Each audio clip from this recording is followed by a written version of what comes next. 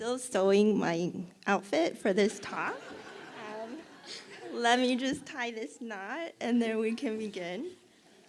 Um, how many of you sewists and designers out there can relate to frantically sewing your outfit in the car on the way to the party, to your fashion show? You understand.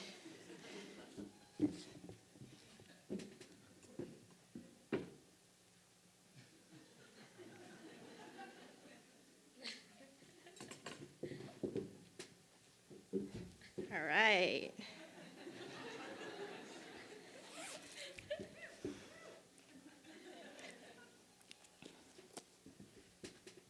Good morning.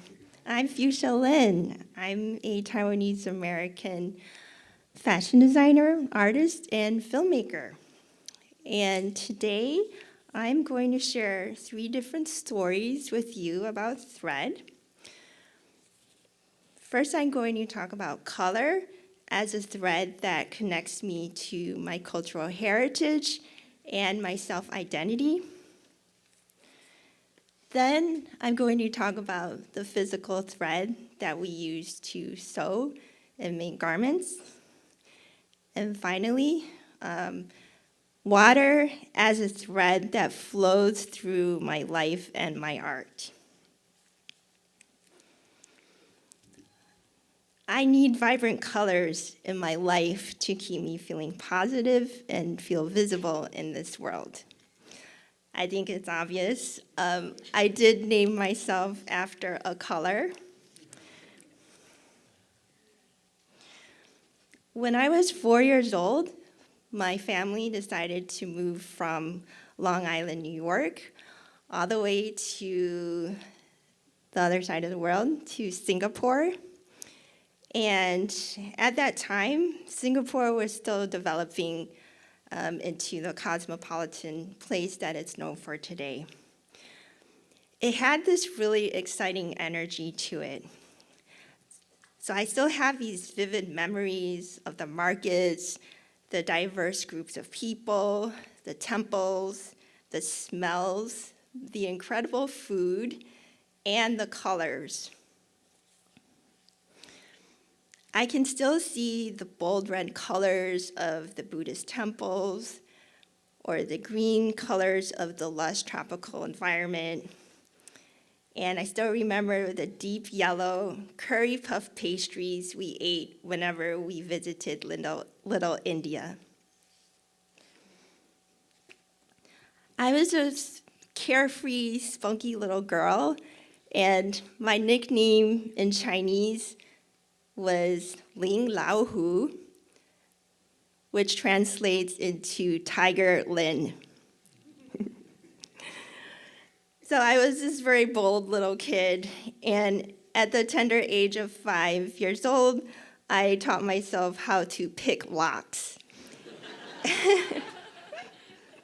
And that led to some surprising interactions with our housekeeper, which I'm sure she was not happy about. So in Singapore, I just had the best time of my life, and I felt very loved by everyone. And then that all came to an end when my family decided to move back to the States, and of all places to the middle of nowhere in Michigan. Anyone here from Michigan? Okay. So I went through this extreme culture shock from going from this busy, colorful, tropical, warm world to this very cold and stark, lonely place where I struggled to belong.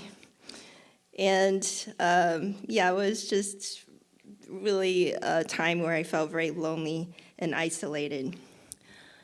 On top of that, there's a lot of cultural expectations from my family. My parents, being Taiwanese immigrants, really pushed my brothers and I to excel at school, to go to a good college, get a good job, really to fulfill this immigrant dream. And then on top of that, for me, there is another layer. Being a girl, I had these societal and cultural expectations of what an Asian girl should be like. Someone very demure, very well-mannered, and never speaking out for fear of offending people. So if you could remember this really spunky, bold girl that I used to be, it was really hard for me to fit into this box. And my mom and I, we were constantly clashing about almost everything. So finally, in college, I decided I was going to teach myself how to sew. That way I could make my own clothes. And the kind of clothes that I wanted to make were from the brightest colored fabric I could find at the fabric store. I also love texture. So, feathers, rainbow-colored fur, sequins, velvet. I just wanted to wear all of that. Some examples of some of my favorite pieces that I made during that time was this pair of fake leather pants that was the shocking yellow, same color as Big Bird from Sesame Street. And then I made this mini collection of fabulous jumpsuits that were made from brightly colored terry cloth fabric. They were highly visible and highly absorbent.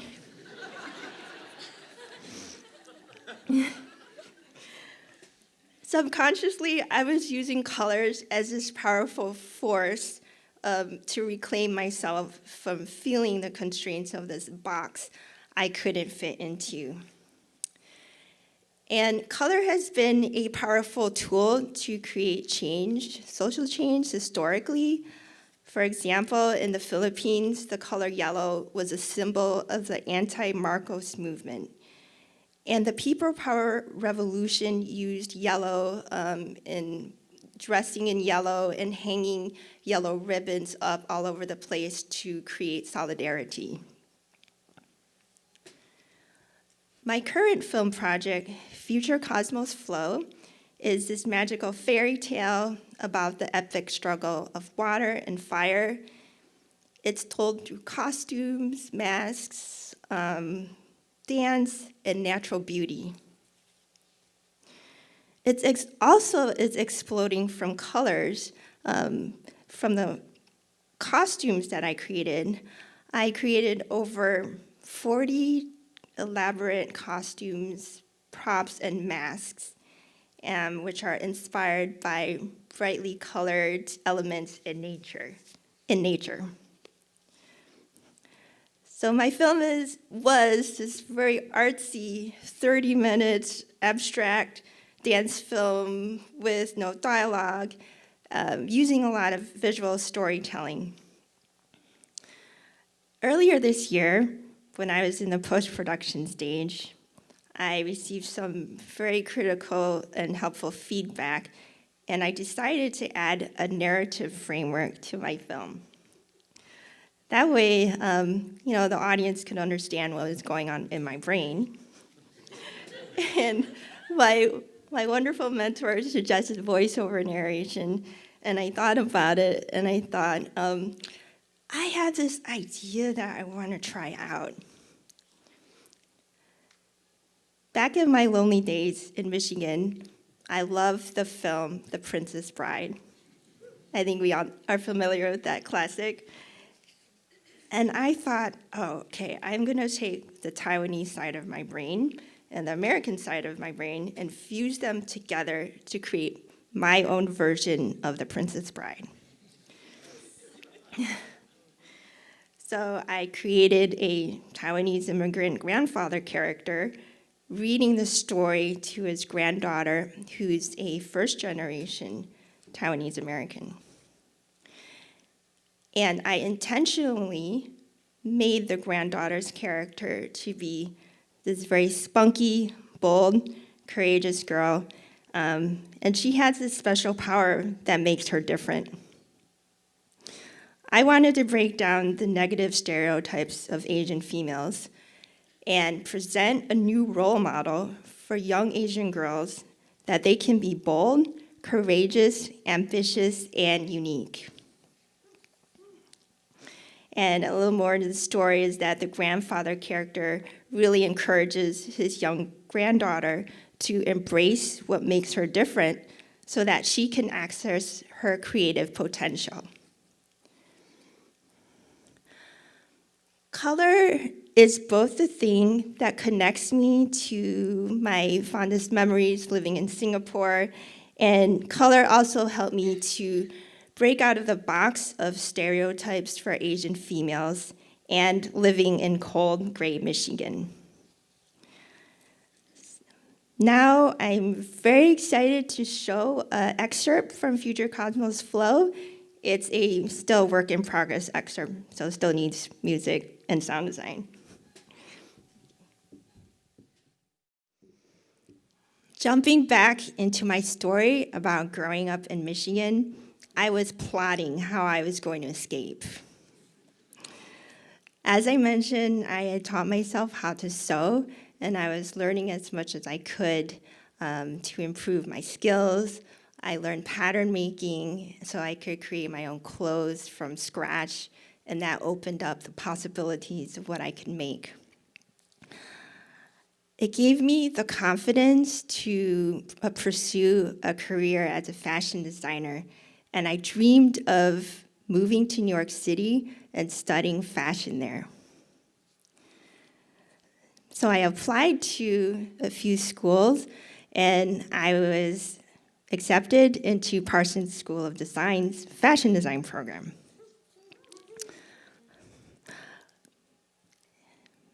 New York City was a new beginning for me. I was so excited to be there. I just had this creative explosion, and I felt so free to be there. I loved going to Parsons, and I finally met my tribe. I had a wonderful group of friends from all over the world, from Argentina, Hong Kong, Thailand, and we just had the best time of our lives. After graduating, I worked in the fashion industry for a few years, and then I decided I was a little disappointed. It wasn't quite what I thought it was going to be like. There was a lot of mass manufacturing, and what I really was interested in was creating one-of-a-kind custom pieces for performers and dancers and singers to wear. So I thought I should transition into costume design. And the way I did that was I began working at a costume design fabrication studio called Parsons Mirrors, and they fabricated a lot of the costumes for the well-known Broadway shows. The first show that I worked on at Parsons was Phantom of the Opera, and the first project that I had was to create this very fitted tuxedo jacket for this Napoleon Bonaparte character who had 3 arms. I thought, this must be some kind of hazing to see if I will be good enough to work there, since everyone who was working there had been there for decades. And so I survived the first week. I completed my jacket with the 3 arms that was shown in the production. And I continued working there for several more years, just learning this incredible art form of costuming that I didn't know about. It's very different from the sewing in the fashion industry, and this kind of costuming was known as American couture, because we were really creating these one-of-a-kind custom fit pieces for clients and performers. And it took weeks to make these, like, one garment, which would end up costing the amount of a small car. So these pieces were like art pieces. So I had the opportunity to work on Broadway shows such as The Lion King, Wicked, The Little Mermaid, and Cats, which I think many of you have seen before. In 2007, I made the move to Portland, Oregon. And I began working at Michael Curry Design, which is this design fabrication studio out in Scappoose, Oregon. Julie Taymor, the director of The Lion King, had worked with Michael Curry Design to fabricate a lot of the iconic masks and costumes that were in the show. I really admired Julie Taymor because she had started out as a sculptor, a mask maker, and a puppeteer working in live theater. And then she eventually became a director of plays and films. I was really inspired by her film Frida, which was just full of beautiful colors and rich visual imagery. So I had this dream that I too would become a director one day, but I wasn't really sure how that was going to happen. But having a dream is a good place to start, even though you're not sure how you're going to create that dream. I continued working in costume production for several years as my day job, and at night I would continue working on my personal art projects where I would be designing and creating my own costumes to be worn by dancers, and we would collaborate on performances together. In 2013, I turned to the medium of film to show my costumes in motion. And then I had this goal that I really wanted to use the medium of filmmaking to highlight the art form of costuming. So for example, I have my river spirit character here hanging out with us. And one of my most favorite details of the costume are the cuffs, but people might not be able to see the cuffs because you're pretty far away from the stage. However, in the film, I created a shot which has a detail of the sleeve running down a burnt tree stump. So, I wanted to highlight the costume detail at the same time using visual storytelling. So that was something I felt like, for costumes, seeing it in a live performance, it was very hard to see it from the audience, and that I could use filmmaking to show details up close and up close. Another thing that I wanted to show through my films was movement. And so there's another shot of the river spirit. Maybe you remember the cape is blowing in the wind. And that's something I love showing on film. Like seeing costumes and fabric and motion is just really otherworldly to me.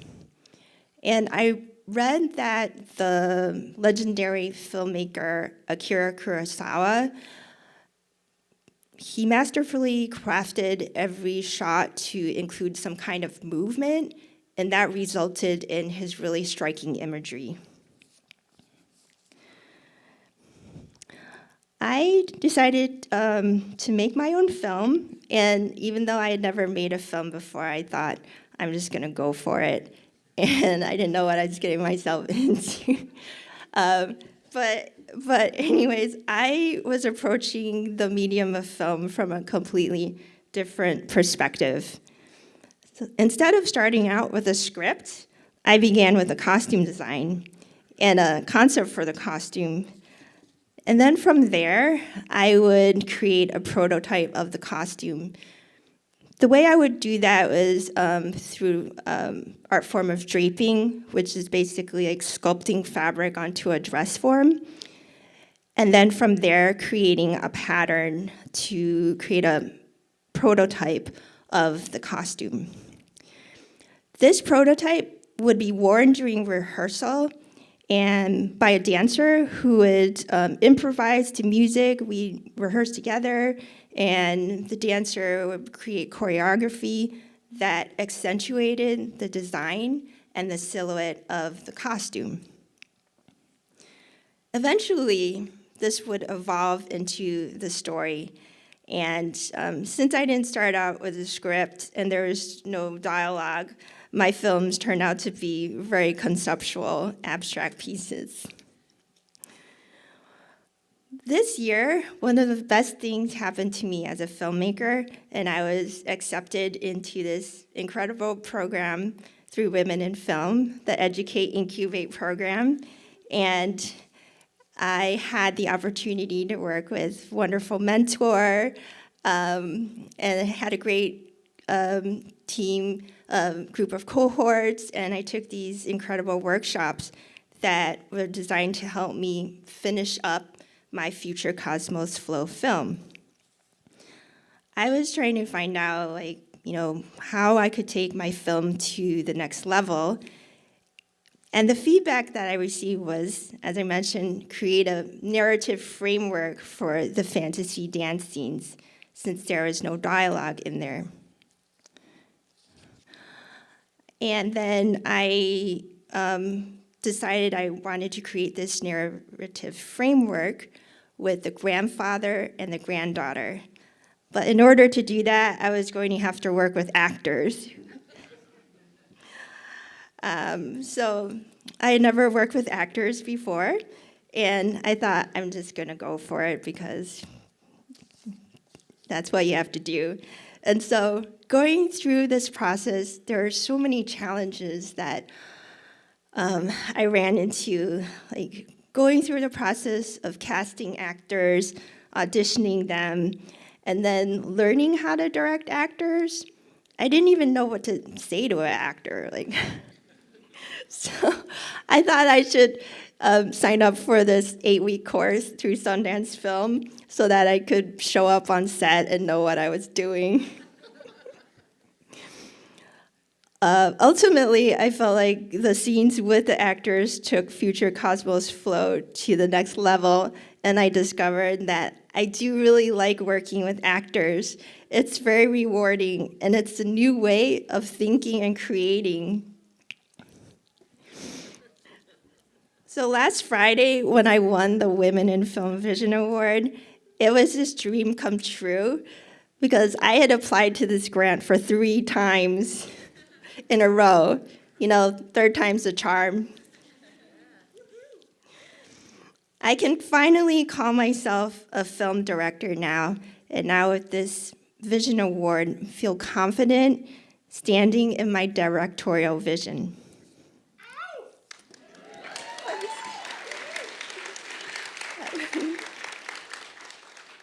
Thank you.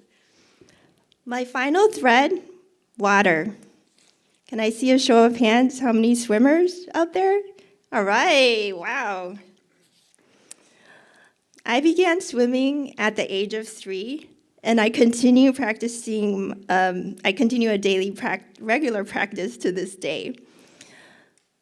My relationship to water has been integral to my creative process.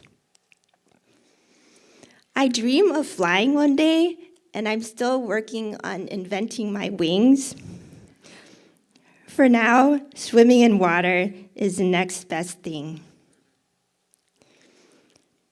When I was young, I read about this Japanese inventor who claimed he received his most brilliant ideas when he was swimming underwater.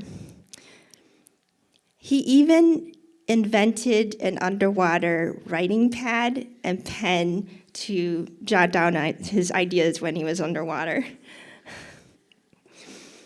I thought that was really cool, and I just had to try it for myself. So ever since then, I've been swimming, and whenever I'm stuck trying to solve a creative challenge, I'll go swimming for fresh ideas and inspiration. I also use that time as a space to wrestle some dark inner shadows. I'm faced with a lot of self-doubt and fear, especially as a creative person in this culture. Swimming clears a lot of this away and really helps to balance my mental and physical well-being. My relationship with water has led to me being very passionate about sustainability and protecting our freshwater resources. I found out that the textiles industry is a major polluter of our planet's waters.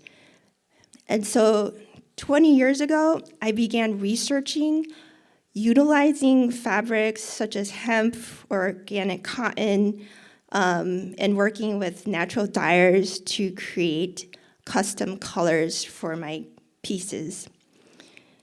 And I decided to avoid using any toxic materials to help protect the environment and to keep the people who are making my costumes safe.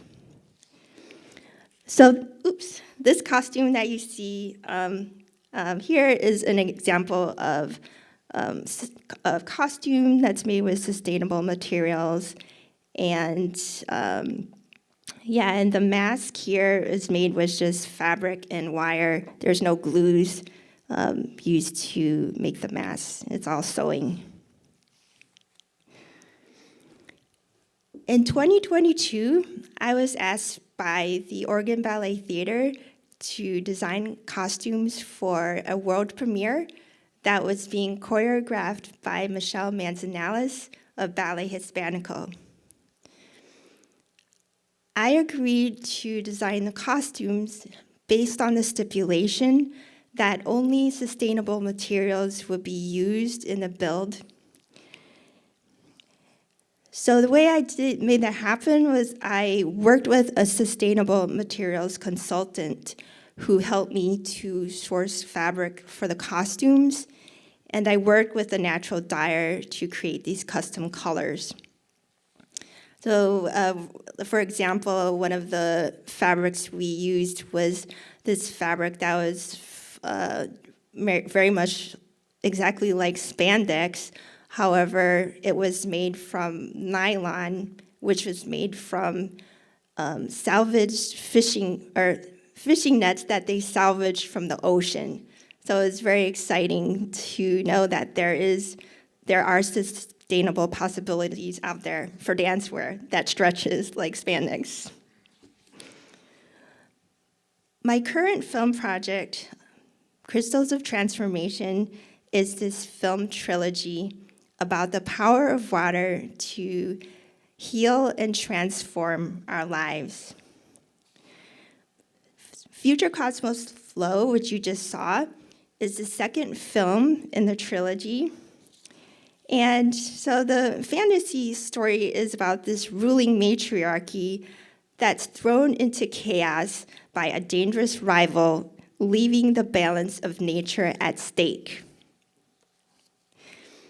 It's also this dynamic origin story of our universe during a time of climate change, reminding us of the intelligence of our own planet. In the film, the grandfather who is narrating the story is handing down valuable insight about the healing of our planet. The film ends on this poem being read by the grandfather and the granddaughter.